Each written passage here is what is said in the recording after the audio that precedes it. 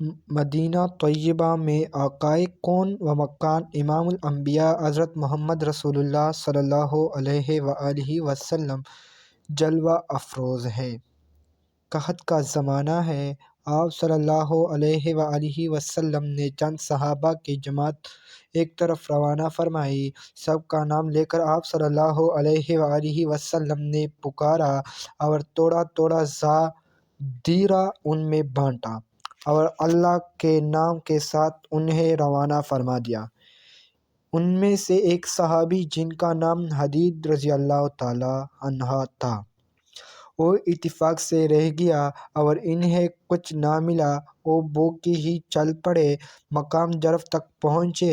7 میل کا یہ سفر پیدل ہی طے کیا اور اللہ تعالیٰ کو یاد کر کے کہہ رہے ہیں، اے میرے اللہ، تیرے پیارے نبی صلی اللہ علیہ وآلہ وسلم نے مجھے کچھ دیا نہیں، میں نے مانگا نہیں، تو ہی میرا ساتھی ہے، تو ہی میرا پیٹ بھرے گا، تو ہی میری پیاس دور کرے گا۔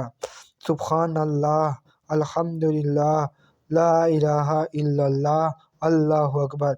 یہی کلمات طیبات ہی میری غذا ہے۔ یہ کہتے رہے اور چلتے رہے۔ ادھر جبرائیل علیہ السلام حضور صلی اللہ علیہ وآلہ وسلم کے پاس آئے اور کہا، یا رسول اللہ صلی اللہ علیہ وآلہ وسلم، آپ نے سب کو دیرہ دیا مگر حدید رضی اللہ تعالیٰ کو تو دیا ہی نہیں۔ آپ صلی اللہ علیہ وآلہ وسلم نے فرمایا، او کیسے رہ گئے؟ پھر آپ صلی اللہ علیہ وآلہ وسلم نے ایک آدمی کو ایک تیلی دی اور ان کے پیچھے روانہ فرمایا۔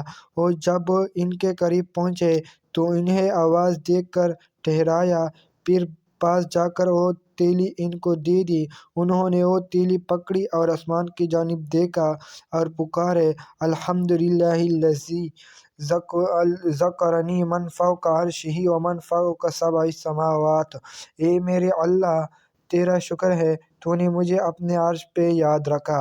اے میرے رب، تو نے مجھے ہی نہیں بھلایا، مجھے توفیق دے کہ میں بھی تجھے نہ بھولوں۔